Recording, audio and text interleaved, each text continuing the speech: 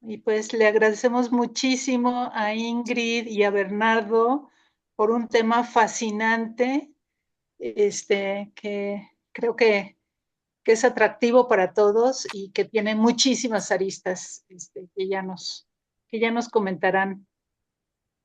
Les cedo la palabra. Bueno, ¿quién empieza? Tú, Ingrid, si tú A ver, gustas, empiezas tú. Si quieres, yo empiezo, pero habíamos dicho que tú. Así es ok, que ya listísima, listísima. adelante, ya Bueno, está todo listo. ¿listo? Voy. Ujú. Muerte y cadáver son nociones cargadas de creencias encontradas entre aquellos que entienden al cuerpo muerto como un objeto y los que siguen viendo en él la representación de la persona que fue.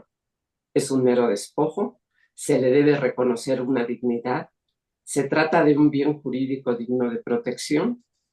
Las referencias históricas ponen de manifiesto una tradición más que de respeto, de veneración hacia los cadáveres. Cada época, cada cultura ha expresado esta devoción de maneras diferentes. Desde los primeros vestigios del Homo sapiens se ha rendido culto a la muerte y al cadáver a través de los ritos funerarios. En la Grecia y Roma clásica se otorgaban al cuerpo de los fallecidos un trato reverencial, partiendo de la idea de que el alma del difunto habitaba en el mismo lugar de la sepultura. No existía en ese entonces las nociones ni de paraíso ni de infierno a donde fueran a parar las almas de los buenos o de los malos. Desde sus tumbas, los difuntos, independientemente de sus méritos, se transformaban en dioses domésticos y protegían a sus descendientes. A cambio, estos debían mantener en su honor encendido en forma permanente, un fuego encendido en forma permanente, un hogar. Tumbas sencillas o mausoleos, según las capacidades económicas de los herederos, han servido para guardar los restos de los antepasados. Los cementerios se convirtieron en lugares especiales por su paz y por la belleza de los monumentos mortuorios que invitan a la remembranza de los seres que han partido. Sin embargo, este hábito poco a poco se ha ido perdiendo para dar lugar a la incineración de los cuerpos. Esta moda se debe en parte a la sencillez del manejo de las cenizas. Estas ocupan menos espacios, pueden ser lazadas al viento o puede inclusive convertirse en diamantes, claro, si se tiene el dinero para pagar esa tecnología. El trato del cadáver ha estado íntimamente ligado a las prácticas y creencias religiosas sobre la vida después de la muerte de cada persona. Sin embargo, la laicización de la sociedad, sobre todo la occidental, junto a los avances médicos, han producido un alejamiento progresivo de los ritos funerarios para dar vía a un concepto más utilitario.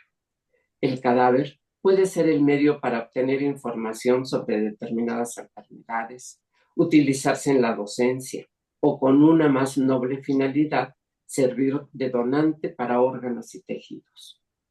La bioética apenas se ha detenido a reflexionar sobre el cuerpo humano después de la muerte y ha dejado el campo siga siendo monopolizado por las religiones. Sin embargo, las preguntas éticas están ahí. ¿Se puede referir el principio de dignidad al cadáver? ¿Existen protocolos que aseguren un trato digno y de consideración al cuerpo inerte, objeto de estudio, tanto en las facultades de medicina como en los centros de investigación? La falta de control sobre estas actividades permite prácticas reprobables y faltas de ética.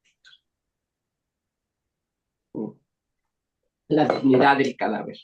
El principio bioético de la dignidad reconocido a todos los seres humanos por el simple hecho de serlo trasciende al momento de la muerte. ¿Qué significado tiene el cuerpo del difunto para la familia, la sociedad y la comunidad humana? Si tiene alguna relevancia reconocerlo. La dignidad es inherente al ser humano, señalan distintas convenciones internacionales sobre derechos humanos y bioética. Pero ¿será que con la muerte esta dignidad llega a su fin o más bien adquiere otras dimensiones? Numerosos autores opinan que la muerte no se acaba con las formas de expresión de la dignidad que contiene la vida de la persona que fue. El ser humano a su muerte sigue siendo humano y jamás llegará a ser un objeto. Otros autores a quienes yo me adhiero sitúan la dignidad en general en el consenso social. Reconocemos como Steven Pinker que el concepto de dignidad es una construcción social. No es algo que es dado, sino es una construcción social. Y en el caso de los cadáveres, ha sido la sociedad la que a través de innumerables muestras a lo largo de la historia y en diferentes culturas ha tratado a los restos humanos con respeto y veneración. Es decir, es ella la que ha construido la dignidad de los difuntos. ¿Qué dice el derecho? Después de la muerte, la persona dejará de ser considerada como tal. La personalidad jurídica se extingue con la muerte. Pero la dignidad que la sociedad ha decidido reconocer al cadáver continúa. El bien jurídico que el derecho protege no son los restos mortuorios, sino la dignidad reconocida por la sociedad al cadáver. Se tutela la salvaguarda de creencias, ideas, conceptos y prácticas relacionadas con los restos cadavéricos. El derecho ha reconocido esa dignidad como un bien digno de protección, misma que brinda a través de medidas encaminadas a garantizar el respeto a los restos humanos por medio de normas jurídicas. Nuestros códigos penales hacen referencia a ciertas conductas relacionadas con el trato relacionado con el trato de los restos humanos. Por ejemplo, se castiga el ocultamiento, la destrucción de las sepulturas sin orden de autoridad competente, la violación a los sepulcros, la manipulación de restos humanos o la exhumación. Algunas de estas sanciones tienen como fin preservar la salud general y por lo tanto prohíben acciones que pongan en riesgo sanitario a la población. Otras están encaminadas a evitar el ocultamiento de una muerte violenta, mientras otras atienden a la importancia de proteger a la dignidad del cadáver, el cual merece una tutela penal. Así pues, el sentir general respecto a los restos humanos ha impulsado la constitución de un bien jurídico colectivo. Además, en los códigos penales hay diversas normas sanitarias, entre ellas la Ley General de Salud, que hacen referencia al debido respeto que merece el cuerpo humano después de la muerte. Así, otras disposiciones administrativas, que creo que Bernardo tiene más datos sobre este punto, contemplan lo que es la memoria del fallecido y que protegen su imagen pública o sus datos personales. Ya en esto no ahondaré. Pero, ¿cuáles serían los posibles fines legítimos hacia los cadáveres? Admitir la dignidad del cadáver no significa que éste no pueda ser destinado a ciertos fines, siempre y cuando estos sean conciliables con el concepto de dignidad. El culto a nuestros difuntos no debe de ser contrario a la posible contribución del cadáver a mejorar la vida de otras personas a través de la donación de órganos o tejidos o la utilización para fines de docencia o de investigación. Me centré un poco más en cuanto a la docencia, que es el estudio en el que me he dedicado un tiempo. El uso de cadáveres para el estudio de la anatomía ha sido una constante desde la época hipocrática, pero fue en el siglo XVIII cuando surgieron importantes centros de estudio en universidades europeas y en ellas la obtención de cadáveres para satisfacer la demanda de los estudiantes fue común, aunque desafortunadamente condujo a la búsqueda de cuerpos de maneras antiéticas, saqueo de tumbas, robo de piezas cadavéricas e incluso el asesinato con el fin de después vender el cuerpo. Muchos cuerpos no reclamados acabaron en la mesa de disección, en su mayoría de presos o de gentes pertenecientes a las capas menos privilegiadas de la sociedad. Por otra parte, las modernas tecnologías de simulación médica abren nuevas posibilidades. Existen simuladores médicos, ¿sí? Maniquís, órganos de materiales duros, software de realidad virtual que representan un ambiente controlado y realista del cuerpo humano y se han convertido en opciones viables para el estudio de procedimientos médicos. Sin embargo, no obstante estas posibilidades, los profesores indican en la preferencia del cuerpo humano. Se objeta que la utilización de simuladores, al considerar que el desarrollo de la profesión médica se examinan pacientes, no computadoras ni hologramas, y que solo el cuerpo y no el simulador ofrecen las variaciones posibles propias del ser humano.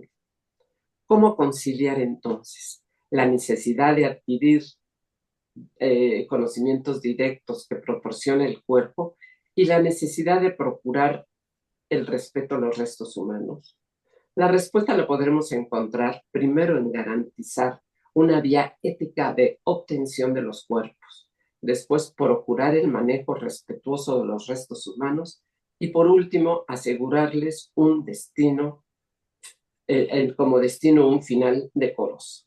En la obtención de los cuerpos creo que es uno de los temas más importantes porque vemos cuando hay una voluntad anticipada que expresa la donación del cuerpo, bueno, pues es muy fácil, ahí ya sabemos que es una persona, manifestó su voluntad para entregar un cuerpo.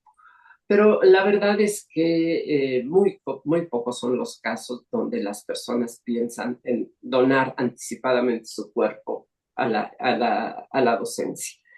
La Ley General de Salud prevé que puedan existir disponentes secundarios que puedan hacer este tipo de donaciones. Aquí realmente no tenemos un conflicto bioético porque hay una voluntad expresada. Pero ¿qué ocurre cuando no existe declaración de voluntad alguna? Hay preguntas hay personas que dicen, ¿puede el Estado a través de sus instituciones disponer de cuerpos de personas consideradas legalmente desconocidas y destinarlos a la docencia? Si vamos a los códigos, parece ser que sí, que una vez que se declara que una persona es desconocida, existe la posibilidad de inmediatamente enviarla a la docencia o investigación. Desde luego también estas posturas representan muchísimas críticas porque sería ya se dice, la apropiación del Estado de esos cuerpos. No voy a entrar a este tema que es muy complicado. Yo, en mi opinión personal, es que apropiarse de los restos cadavéricos, aun cuando los fines sean legítimos, de quien no los ha ofrecido libremente, ya sea por el ahora difunto o sus disponentes, es un acto que tiene una falla bioética. El respeto a la autonomía de aquel o de aquellos a quienes corresponde tomar la decisión. Y si existen dudas sobre esta apropiación de los cuerpos, imagínense a través, los que se obtienen a través de profanación de sepulcros y cuyo destino es el mercado médico. Pareciera que esto no ocurre, pero yo me acabo de ver una noticia en el periódico. O sea, se siguen robando osamentas. ¿Cuáles son los fines para los que se obtienen estos restos? Algunos dicen que es para su comercialización y hay quienes más dicen que se dedican para santerías y ritos, pues, yo no le llamaría religiosos, ritos de algunas sectas. Para evitar esto, algunas universidades, ya la nacional y también creo que la de Nuevo León, tienen programas de donación de cuerpos. Creo que es la mejor de las opciones porque así estamos garantizando cómo se obtienen estos cuerpos y curiosamente esto tiene que ver con el trato que se le da. Si los estudiantes compran un resto, un hueso, no están, difícilmente van a encontrar en ellos una dignidad, porque si lo compraron ahí por una cierta cantidad de dinero, que no es lo mismo que cuando el cuerpo fue donado. Incluso hay la propuesta de que no se le llame a los restos humanos, sino cuerpos donados, para que haya la idea en el estudiante de que lo que recibe es un regalo, una donación. Y esto abona a la construcción de la dignidad de los restos humanos. Por último, hay que ver que en las facultades el trato que se les da ya tampoco da tiempo de que platique yo cuáles son las pautas que creo yo deben de seguir en las facultades, pero desde luego esta protección de datos personales, que no se les tomen fotografías y bueno, otros elementos más. Y ya solo concluyo para dar lugar a Bernardo a decir que el manejo de los restos humanos para fines docentes o de investigación en sí no ofrecen un cuestionamiento ético. Es su uso inadecuado o la manipulación grosera y sin respeto lo que origina cuestionamientos. La bioética tiene un arsenal de propuestas para el manejo del cadáver en las aulas de enseñanza y centros de investigación, partiendo del reconocimiento de que el principio de dignidad también resulta aplicable a los cadáveres. Muchas gracias. Gracias, Ingrid. En realidad esto de que trabajáramos ambos surgió de una magnífica coincidencia cuando Ingrid escribe en el blog de Nexos acerca del cadáver. Yo le mando por correo algo que había escrito hace tiempo también relacionado con lo mismo y empezamos a charlar de esta misma idea.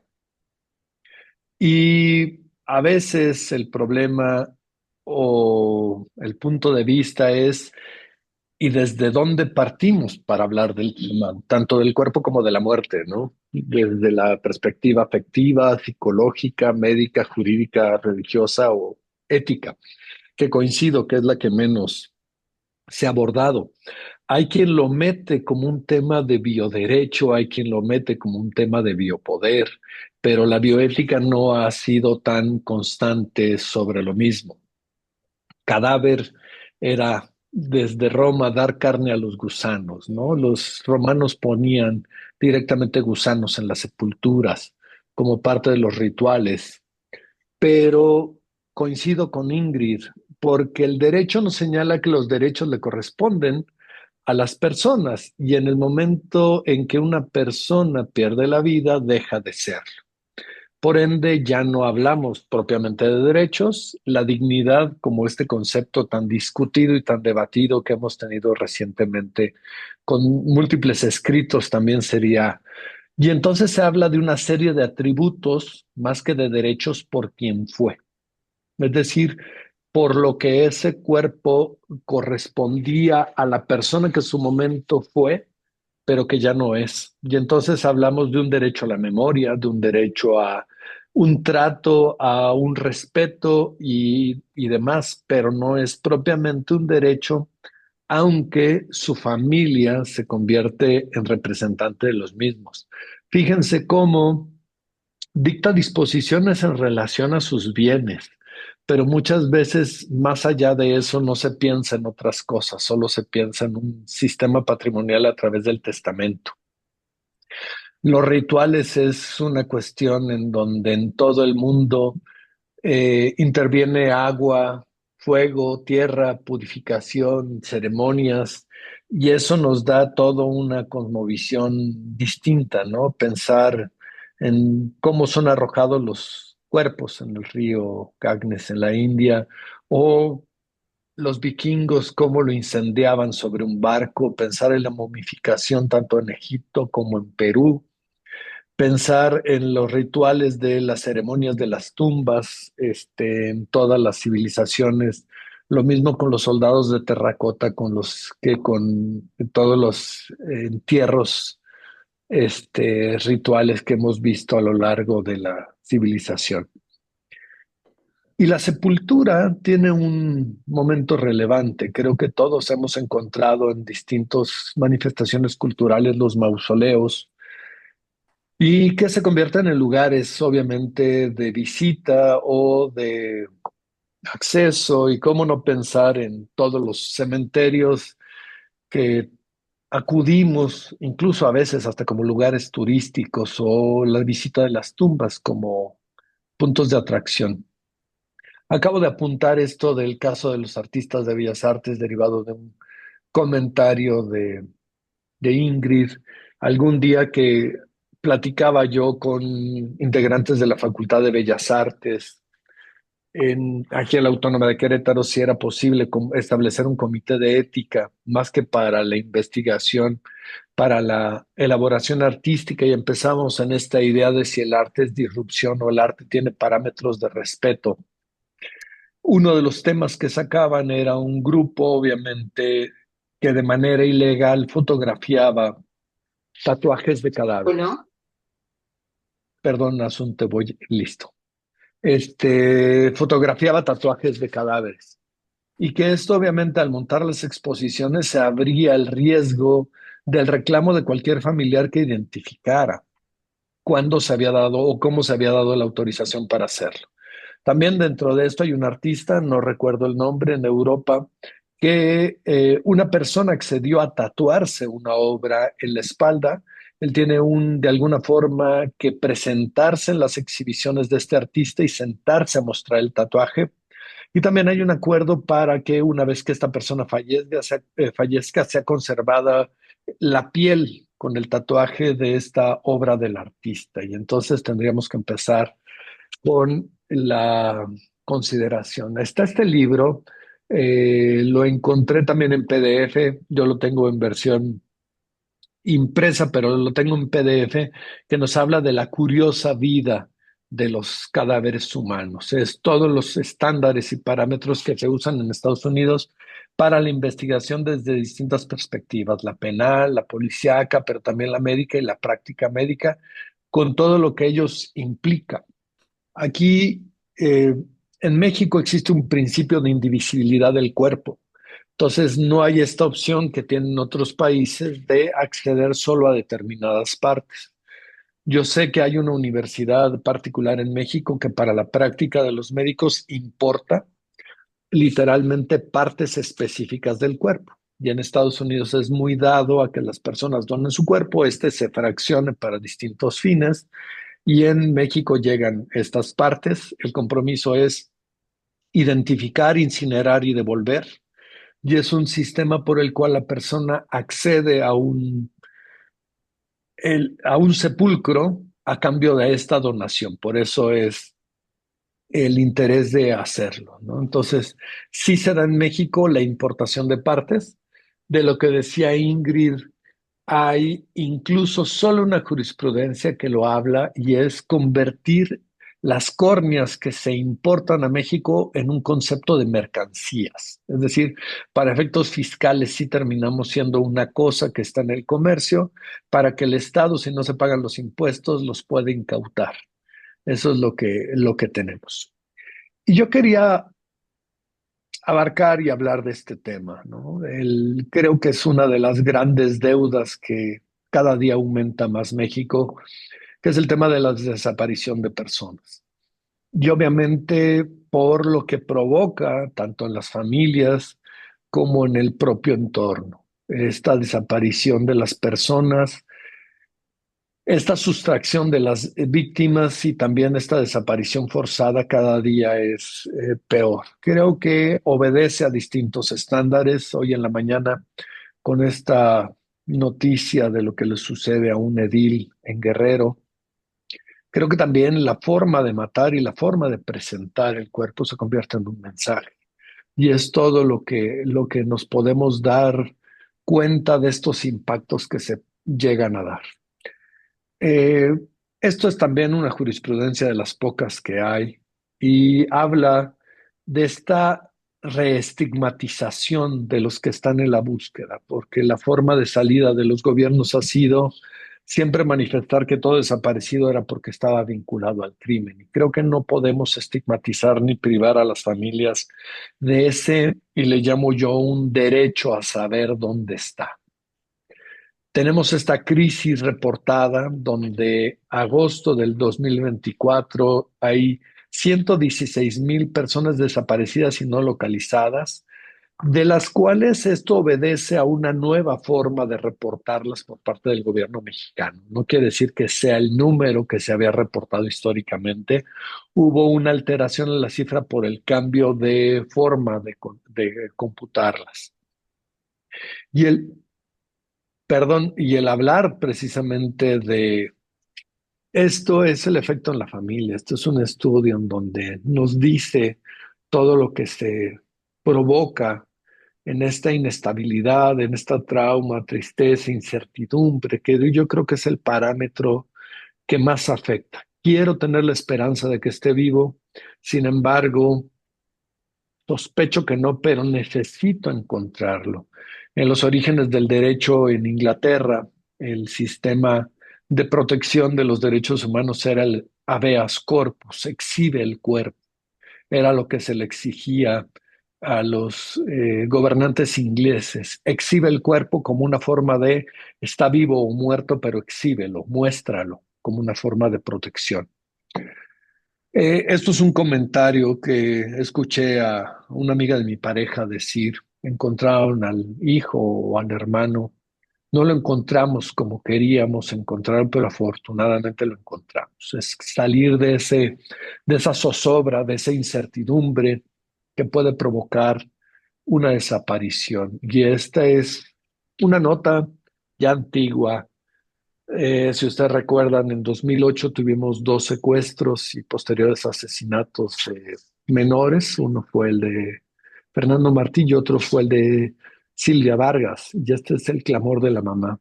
Y si por alguna desafortunada situación que no les hayan salido las cosas como ustedes las tenían planeadas y Silvia ya está con Dios, también háganoslo saber y ustedes tendrán su recompensa. Es decir, te pago el rescate, pero devuélveme a mi hija, ya sea sus restos o con vida. El sistema de búsqueda de Estados Unidos, y no me adentro más, pero se los dejo aquí, porque es un sistema interactivo en donde tú puedes literalmente sin ningún problema ahorita ingresar y ver qué se ha encontrado.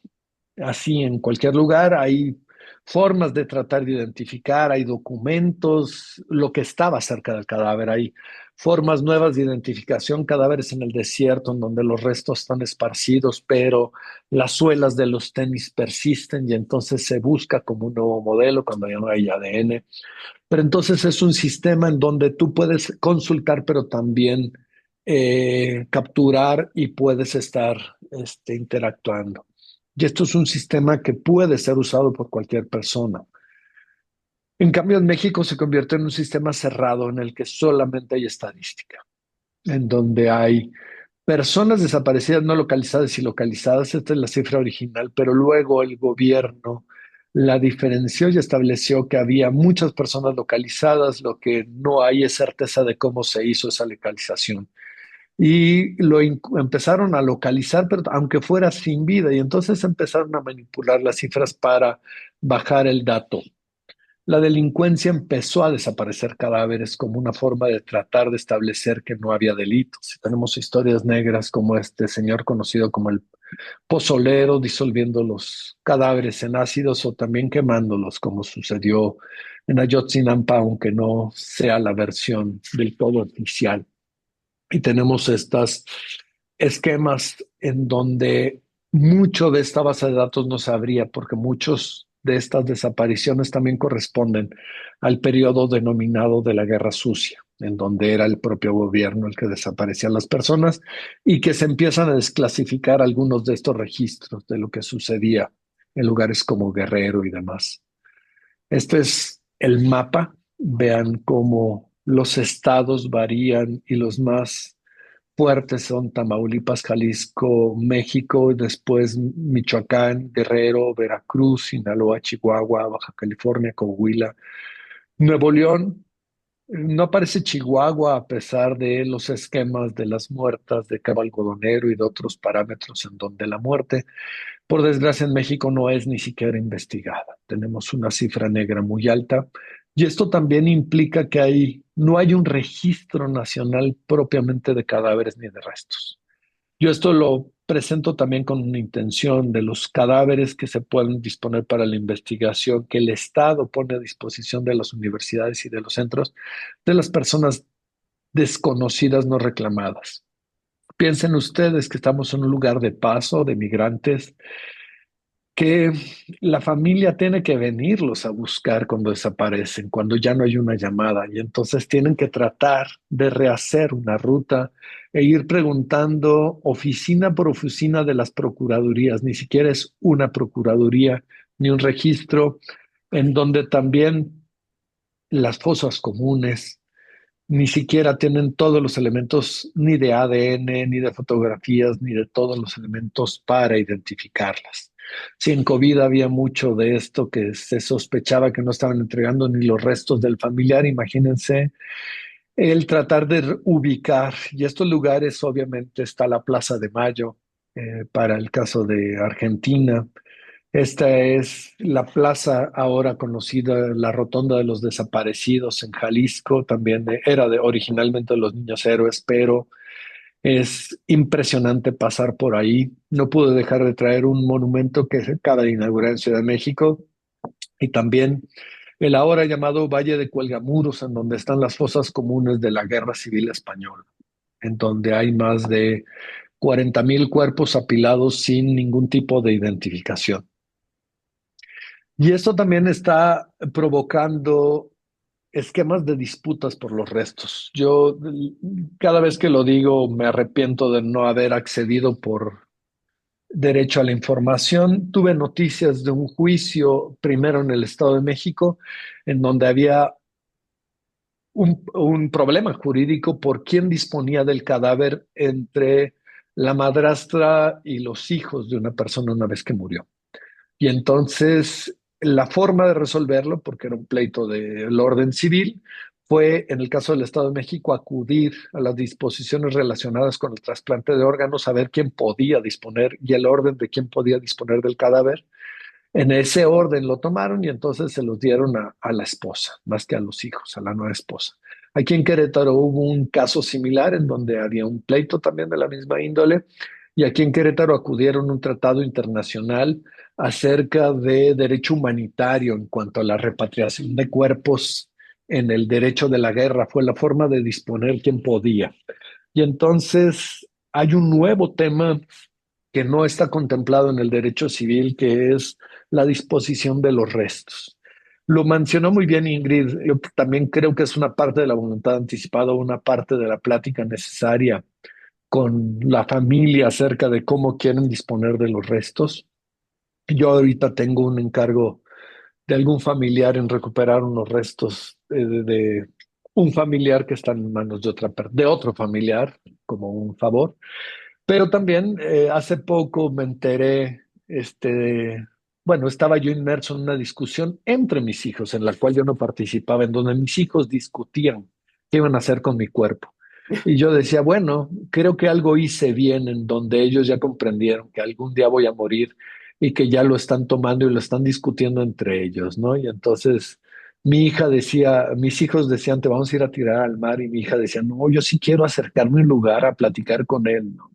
Esta idea de qué simboliza un sepulcro o qué es esta idea de los restos, como bien dijo Ingrid, como estos dioses menores, de estos dioses familiares, estos dioses manes, ¿no? Con estos pebeteros o con estas llamas eternas. Eh, el asunto, o perdón, el tema da para todo lo que se puedan imaginar. También quiero remarcar, espero que no los haya tocado alguna vez, a los médicos seguramente sí, pero asistir a las condiciones en que son tratados los cadáveres, tanto en los hospitales como en los mismos servicios médicos forenses, es impactante el tener que acudir y ver esto. Hay una norma oficial mexicana que habla de cómo se deben de manejar los cadáveres en los hospitales, los cuales por el simple idea del personal o del número de personal es punto menos que imposible. Sin embargo, en disposición no lo tenemos, en la práctica es muy difícil por todas las cuestiones que conocemos. Eh, y creo que es uno de los grandes temas que también tendríamos que pensar en este respeto y hacia los cuerpos o hacia los cadáveres en la idea de por quién fue. Yo no creo que como todo buen tema hay que dejar más al parámetro de los comentarios y de la discusión que a seguir monopolizando. Muchas gracias. Muchas gracias, Bernardo. Pues abrimos la sesión a comentarios, preguntas.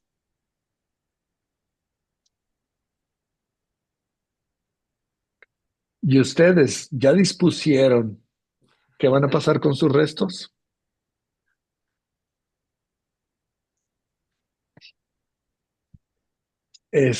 Para mí es, y creo que es una parte de la voluntad anticipada en la forma en que yo la veo, es quitarle a mis hijos un campo de decisión que se puedan reprochar, entonces, o puedan generarles algún tipo de chantaje. Entonces, sí me falta eso. Yo quiero ir a contratar mi funeral y contratar todos los esquemas para quitarles a ellos. Yo digo que de los grandes chantajes del comercio existente es esta idea de que tengas que acudir a una casa funeraria y te digan, ¿qué caja quiere rentar usted? Y te digan, ¿de veras quiere esta?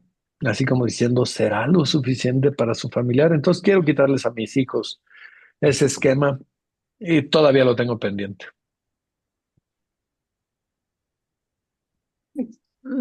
Pensando, sí, sí, Angelina, adelante. Bueno, nada más bueno, felicitar a Ingrid y a Bernardo por la excelente presentación y comentar que hay otros ámbitos. Yo sé que vivimos en un país muy complicado y que casi siempre vemos esto de los cadáveres en el sentido de los que se quedan pues sin sus familiares o los que no o los que desaparecen. Pero hay otra vertiente de las personas que quieren donar sus órganos y órganos que tienen una vida media muy cortita, en donde no quieres todo el cuerpo como investigador o como universidad, a lo mejor quieres una biopsia de una parte del tejido y en ese sentido hay un vacío legal tremendo porque pareciese que se toma al cadáver como completo y no como una persona que quiere donar probablemente su cerebro para investigar o yo qué sé, y que en ese caso tienes horas en el mejor de los casos para tomar las muestras y que como no existe ninguna cuestión legal ni mucho menos ética, pues se pierden muestras que en otros países son muy común tomarlas y que no necesariamente tienes que hablar del cadáver completo, sino de muestras para biobancos en investigación que podrían ser muy importantes, ¿no? Y que eso no lo estamos ni siquiera contemplando.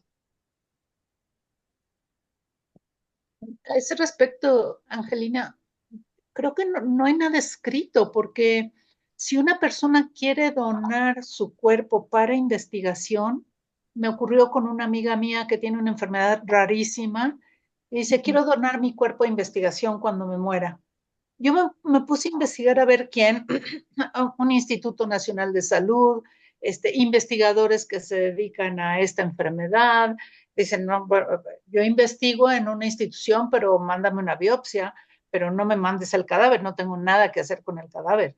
Y no hay realmente una vía legal, institucional, científica, para que una persona que quiera donar su cuerpo pueda ser donado, salvo tal vez en la Facultad de Medicina para disecciones de anatomía, pero no en otro contexto de enfermedades raras o de donación de Sí, órganos en y así. México ni siquiera lo plantean en México. Bueno, no sé, Patricio si sabe más.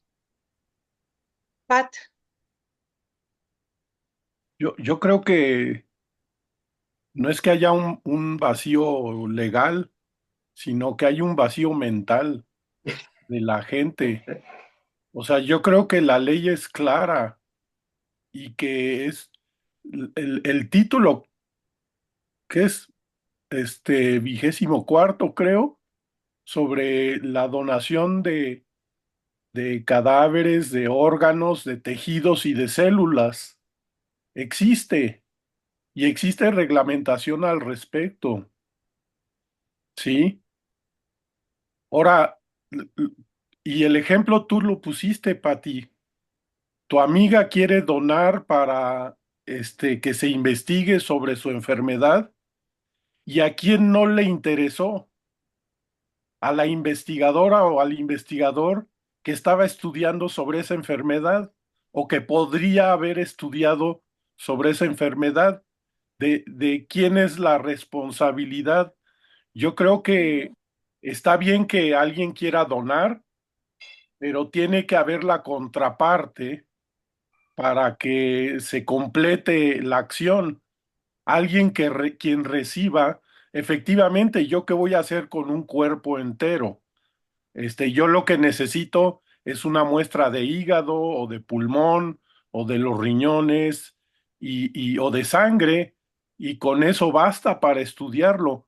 Pero ¿a quién le va a interesar hacer eso? Al que está estudiando eso. De ahí tiene que venir también la iniciativa de buscar y de decir, oye, yo voy, avísenme, pero no es en el momento en el que se murió.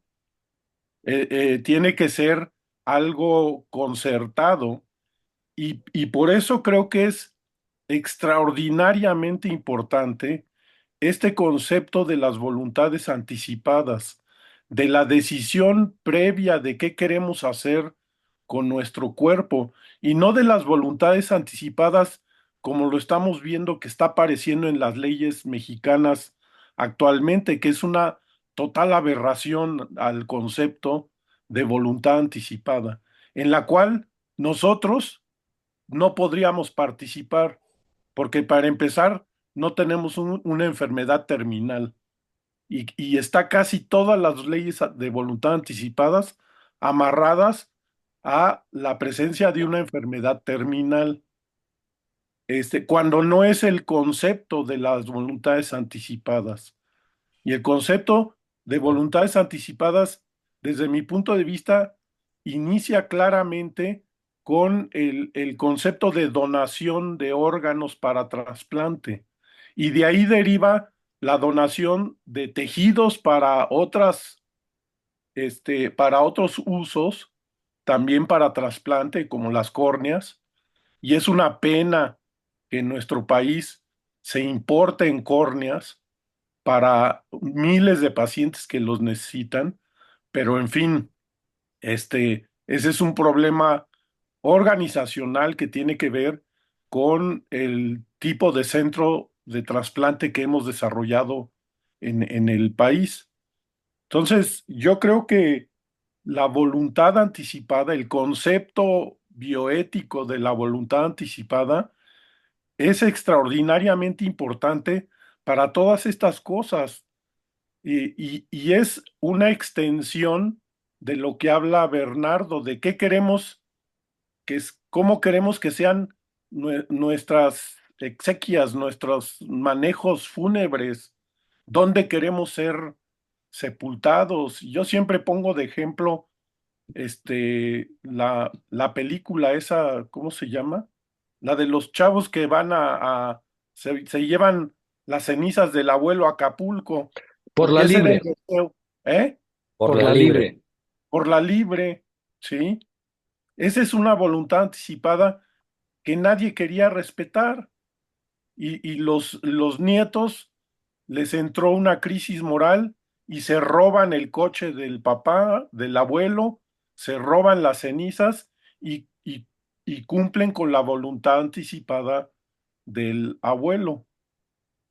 Siempre sentimos que los actos post-mortem tienen que ver con las cuestiones materiales. ¿Qué más material es el cuerpo de cada uno de nosotros? Si yo quiero donar órganos, tengo que establecerlo desde antes de que, o sea, ya, yo no puedo donar mis órganos si ya estoy muerto, ¿sí? Necesito estar muerto para donar mis órganos, pero necesito estar vivo para donarlos, si me entienden la ironía, ¿no? Para hacer la acción voluntaria, el ejercicio de mi autonomía de donar mis órganos, al igual que lo que hago con mi testamento. Entonces, creo, Angelina, que las muestras son accesibles. Lo que pasa es que no hay costumbre.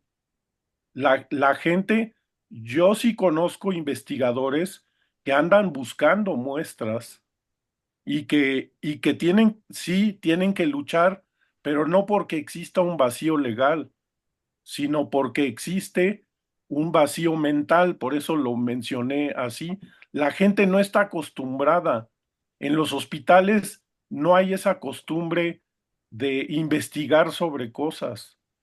En la pandemia se hizo un protocolo le llamábamos mini autopsia, en donde obteníamos muestras de hígado, de riñones y de pulmón a pacientes fallecidos por COVID y se les explicaba qué era una mini autopsia, pues, y para qué era. Claro que todo esto tiene que reflejarse en un documento, en una explicación clara a la familia para que no crean que estamos comercializando con algo, ¿no?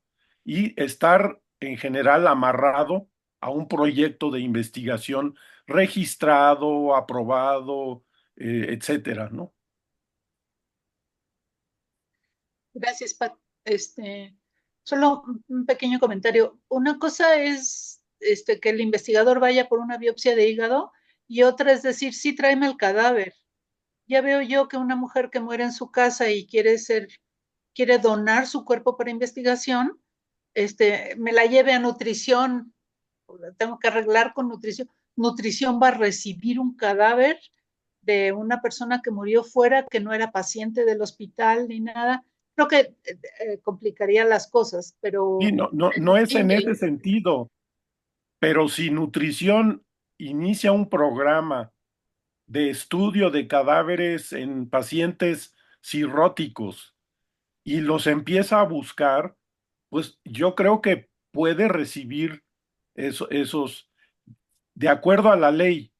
Claro que va a haber gente que va a decir que no, y me disculpen, Bernardo, discúlpame, pero tus colegas del derecho que trabajan en los hospitales, ven las leyes de una manera extraordinariamente oscura y no ayudan a esta serie de concepciones que creo que es responsabilidad nuestra hacerlas ver.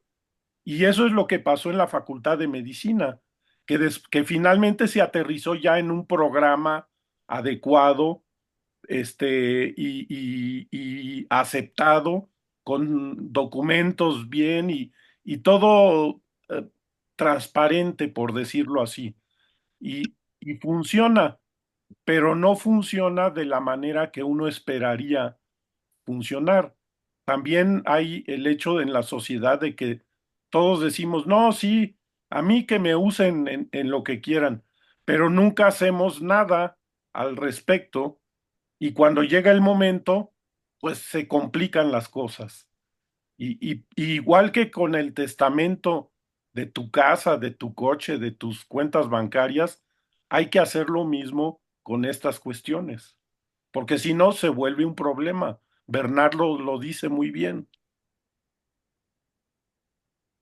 gracias, Pat. Ingrid, Bueno, como ven ustedes, las problemáticas son tremendas y creo que hay mucho trabajo por hacer. Parece ser que la distribución esta de las partes del cuerpo son difíciles. Eh, Primero yo diría que hay que reconocerle que las partes del cuerpo participan de la dignidad del cuerpo. Entonces, empezar a tratar Ujú. con respeto a esas partes.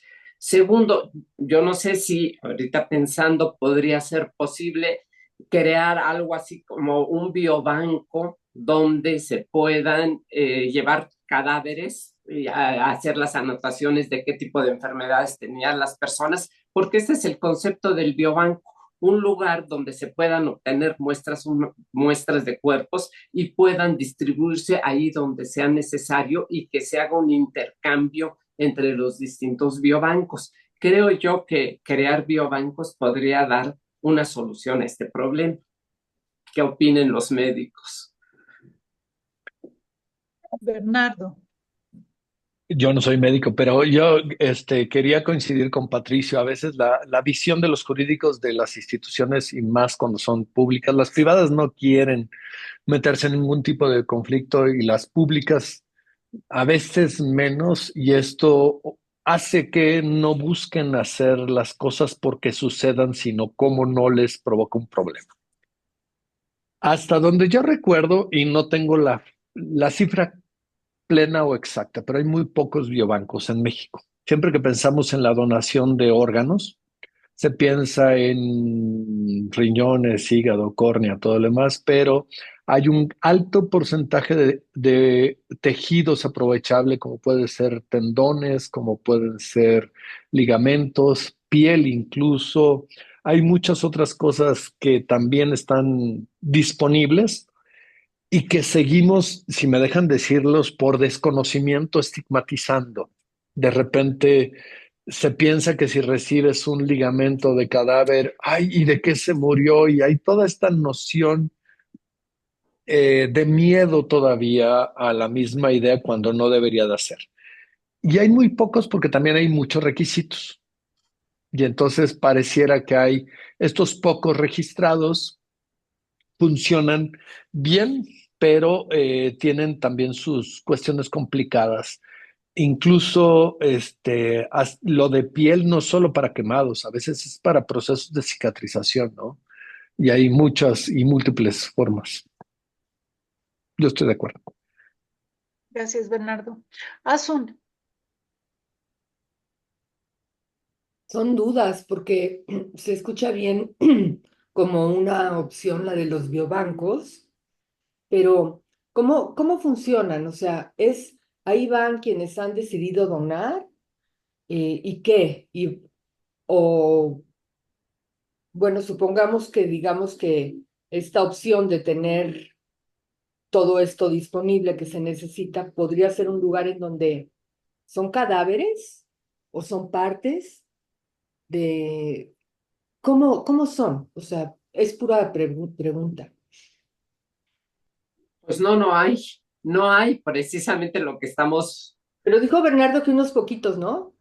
pero no hay biobancos de muestras genéticas, por ejemplo, hay biobanco de muestras genéticas, pero biobancos de cuerpos como tal, bueno, a lo mejor Bernardo tiene más datos. Según yo, no existen y habría que implementarse, pero a ver qué diga Bernardo si él conoce. Y Yo si sé es, de dos o tres que sí había para donación de ciertos tejidos, ¿no? Ligamentos, y todo lo demás, sí hay dos o tres. Ok. Sí. entonces Ciudad de van México, Guadalajara. quien ha establecido que quiere donar eso en específico o de qué están En donación constituidos. de dónde se alimentan, vamos a decir, de donación de cuerpos, en donde a lo mejor la vida útil que ustedes mencionaban, y lo mencionaba Talina, de ciertos órganos no lo es tan limitada con otros, y entonces tal vez no puedo aprovechar eh, riñón o corazón, pero sí puedo aprovechar otro tipo de tejidos. Que fue donado Yo, por la yo creo persona que que murió. Sí. Pero es diferente, perdón, es muy diferente decir, tengo un repositorio de tejidos donados para ser utilizados en personas que requieren un tendón o que requieren Ujú. esto. Es diferente Ah, a pensar claro. en un biobanco, es decir, en un biobanco hay muestras de DNA, muestras de sangre, pero son para investigación de protocolos específicos. Y eso sí existen, y existen muchos, de hecho, sin regulación, sin que haya consenso, sin que haya nada. Muchos investigadores guardan sus muestras por Alimentado de años eso, de de investigación. suero, de sangre, de orina, de líquido cefalorraquídeo, de lo que sea, para investigaciones posteriores. Y tienen ahí sus Que biobancos. lo tiene Sinestab, este centro de CONACYT, el banco de datos genéticos más grande de México es del Sinestab. De Julieta, investigaciones. Ajá. Sí, perdón, y después Luis. que bueno, ustedes recordarán que yo creo que fue el año pasado, ¿no? Tuvimos una sesión de biobancos con un oncólogo y que justo planteaba esos dilemas, ¿no? De que no había suficiente regulación y porque lo que son los biobancos en lo que es oncología, también por ejemplo neurología, cardiología, pero oncología está siendo cada vez más frecuente, ¿no? De que tienes, y yo vi en Valencia cómo funciona un biobanco, tienes tanto de pacientes oncológicos como también de controles. Entonces también a veces hay muestras de donadores, ¿no? De personas sanas y hay tanto muestras de tejido, que es del tumor, tanto también de sangre, ¿no? Entonces ahí lo que pues se va, o sea, es investigación, ¿no? O sea, o es, por ejemplo, también aplicación a la clínica, por ejemplo, en oncología es para hacer un nuevo análisis de una mutación para ver si va a ser candidato o no a un tratamiento y que también aquí lo que planteaban en esa sesión era que quien se está quedando en la parte de oncología mucho con esas muestras son las industrias farmacéuticas, porque las industrias farmacéuticas llegan a los hospitales o con los médicos, te dicen, oye, te ayudo a hacer la mutación para que tú puedas ver si va a ser o no candidato al tratamiento. Y la muestra a veces se la queda en ellos. También es algo que pasa con los ensayos clínicos. Los ensayos clínicos que son multicéntricos, a veces cuando el paciente entra, tiene que llevar su tejido y ese tejido, para ver si es candidato o no, se manda al laboratorio central, que es dependiendo de donde sea el ensayo clínico, que el gran porcentaje de ensayos clínicos, más del 50%, está en Estados Unidos. Entonces, Estados Unidos tiene unos biobancos impresionantes, pero que está teniendo esa información. ¿Y por qué quieren esa información? Porque también ahí viene el tema que ahí vendrá Luis a complementarme, viene todo lo del Big Data, ¿no? Tienen una gran cantidad de datos acumulados que a partir de esa información van a poder saber investigar, van a encontrar otras variables y encontrar mejores objetivos para hacer investigación. Y la Luis, otra y también, después Angelina. que también lo habíamos comentado, hay algunos tipos de consentimiento informado que ya lo había platicado con Asun, que me dijo, eso no, pues no puede ser un consentimiento informado, ¿no? Que a veces en ensayos clínicos el paciente, por ejemplo, y en Valencia me tocó ver cada vez más frecuente, tú le pides al paciente, ¿no? Va a ingresar, va a iniciar un tratamiento y te dice que si no tiene inconveniente en que su muestra de tejido tumoral se utilice para futuras investigaciones, pero no te dice cuáles, ¿no? Entonces, pues así está un poco el tema de biobancos. Igual para los que no tuvieron oportunidad, creo que está grabada la sesión y está bastante bien para iniciar. Gracias, Julieta. Luis, adelante.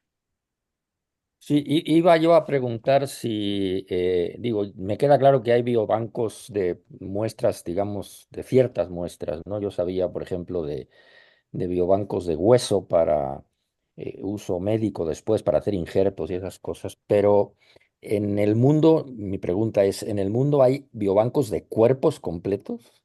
¿Alguien que sepa sobre esto? Bueno, fuera de los de la criopreservación, de los que pagan para que si en el futuro hay algo que Descubre la solución de su enfermedad.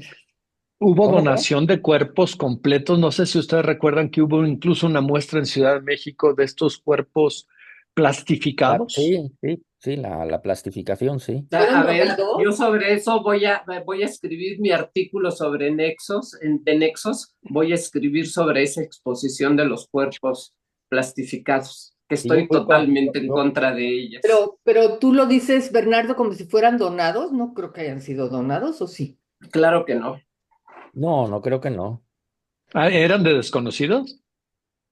¿Mm? Pues yo ¿Eran de recuerdo desconocidos? algo, Eran Eran de asiáticos, además. desconocidos, pues claro. No, Qué yo lo que sé es excelente. que ese programa sí fue con cuerpos donados, ¿Ah, sí? y Pues porque los eso tenían que trabajar de manera inmediata hace una gran diferencia. para ponerlos en distintas actitudes o posturas o algo, que eso era lo interesante de la exposición.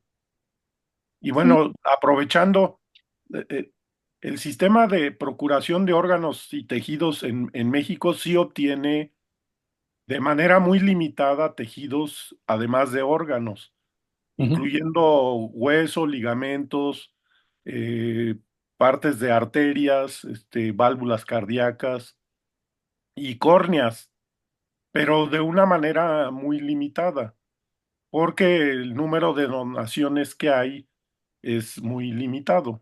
Pequeño. Y la otra es que los bancos de tejidos no hay que pensarlos como un banco de cuerpos, sino tejidos y a veces órganos, pero sobre todo son tejidos y células principalmente, y a veces DNA, ADN o ARN, para estudios que en el futuro son importantes. Ahorita hay muchas cosas que no sabemos y que de repente surgen nuevos avances que deben ser probados en tejido y pues, principalmente desde el punto de vista genético, en el funcionamiento de las células. Y el tema oncológico es muy importante ahí, pero uno no puede planear para qué va a ser usado el ADN en un futuro, porque pues no puedes saber qué es lo que va a pasar. Tú, Patti, has estado participando en un intento de establecer una cierta regulación de los bancos de tejidos y órganos y ADN. Y pues va muy lento, ¿no? Pero pues esperemos que es una necesidad importante. Es una Pero necesidad y la realidad rebasa al desarrollo de la legislación. sí, porque hay muchos intereses económicos también. Y entonces se detiene mucho esto. Yo creo que debe de ser algo público y que el sistema de procuración de órganos, tejidos y células debe de estar involucrado. El principal retribuidor de órganos, tejidos, células debería de ser un organismo público porque se considera en muchos países que los cuerpos se convierten en un bien público. Tú medio lo mencionaste, Ingrid.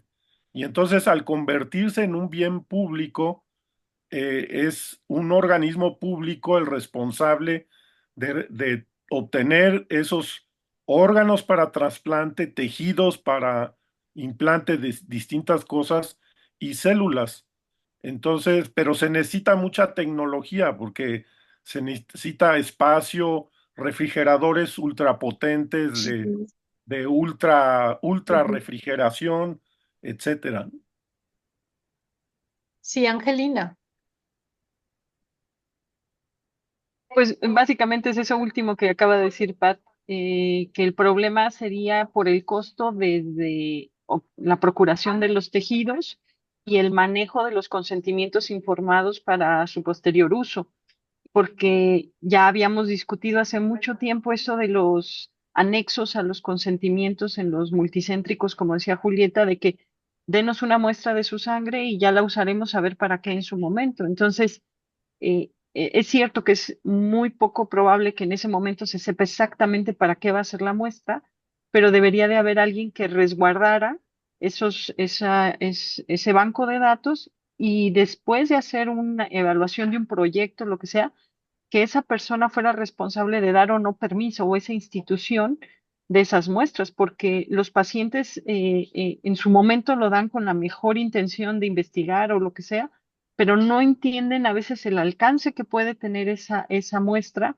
y a quién se lo dan. Y la mayor cantidad de muestras acababan en las farmacéuticas, en vez de un banco de datos de los gobiernos o de un conjunto de países que financien. Desde la procuración, el manejo de las muestras y el resguardo de esas muestras para ciertos proyectos en donde esté perfectamente justificado para qué se va a usar, porque con el tiempo van cambiando mucho las técnicas y y que, o sea, los resultados que puedas llegar a obtener, que nunca se sepa de quién es la muestra, sino que se maneje a nivel estadístico, ¿no? No la persona, no se asocia directamente al cadáver. Sí, gracias, Yo siempre he Angélica. propuesto, perdón, más que el formato de consentimiento informado, creo que debemos aprovechar que es una extensión del consentimiento informado, el formato de voluntad anticipada. Y la voluntad anticipada incluye la capacidad de donar, ¿sí? No te estoy pidiendo permiso para usar tus cosas para lo que yo quiera, sino tú me donas, o sea, yo, Patricio, te dono y tú haz lo que quieras con mi cuerpo, con mis células, en el futuro. Este, suponiendo que las instituciones que están formadas son instituciones serias que están pues, enfocadas al bien público, que eso es lo que el sistema privado pues mete dudas, ¿no? Yo participé en una reunión junto con Ricardo Tapia, nos citaron al Congreso, a la Cámara de Diputados, porque iban a hacer modificaciones a la ley, iban a modificar un artículo de que decía que hay un artículo, ahorita no me acuerdo el número, este, que todas las donaciones de órganos, tejidos y células son altruistas. Eso dice el 343 o no me acuerdo exactamente. Querían modificar esto y ponerle unos incisos que cuando hubiese manipulaciones tecnológicas o instrumentales o cuando le meten mano a las muestras, a los productos biológicos, entonces ya no es altruista, sino ya se puede comercializar, ¿sí? Y esto lo querían hacer y de hecho finalmente lo hicieron, sobre todo para el uso del plasma y de la extracción de factores de coagulación, factor 8, factor 7, etcétera, que son muy importantes para gente con hemofilia, por ejemplo, y que se vende. Y entonces lo que querían era asegurar la posible creación de industrias de transformación de las muestras. El otro tema importante era la liofilización de huesos, la obtención de hueso como estructura inicial para formación de nuevo hueso es importante, que eso es lo que se usan muchos ortopedistas. Y ahorita se importan lo- lo- los fragmentos de hueso, las estructuras óseas, que es nada más la arquitectura del asunto, ya está descelularizado y se celulariza cuando se injerta en el paciente. Entonces, eso se puede hacer en México y es muy fácil y puede crear hasta una industria mexicana, pero en ese momento les interesaba más venderlo para poderlo exportar. Y a nosotros nos pareció muy grave que estuvieran metiendo eso, pero más grave que estuvieran aterrizándolo en el artículo que es el que me parece más noble que sustenta el término de donación, que es el que sea altruista. Si si no hay altruismo, no hay donación, ¿sí? Entonces, estaban como 30 gentes enfrente de Ricardo, de mí y de un compañero tuyo, Luis, que ya se fue Luis, no, este, eh, de Acá estoy, trasplantes allá en Aguascalientes, ¿eh? acá estoy, Que en su momento era presidente de la Asociación Mexicana de Trasplantes. ¿será Rafael Reyes o quién sabe? Sí, Rafa Reyes. Eh, 3 contra 30 incluyendo el jurídico de la Secretaría de Salud. Eso fue en época de Calderón y no progresó, ahí se detuvo, pero ya en el siguiente sexenio le hicieron modificaciones para poder precisamente industrializar las muestras que se extraen de los cuerpos durante el proceso de donación. Pero esos pueden producir recursos para la misma donación. Claro. Y es que el Senatra se pone las pilas y genera un organismo que industrialice las muestras, pero pues no hay interés en hacer eso hasta ahorita. Mm. Fuera de eso, yo creo que quisiera nada más puntualizar que sí debería ser una obligación que todo cadáver desconocido o no identificado que se utilice para cualquier fin debe tener una muestra de DNA resguardada en un banco biológico.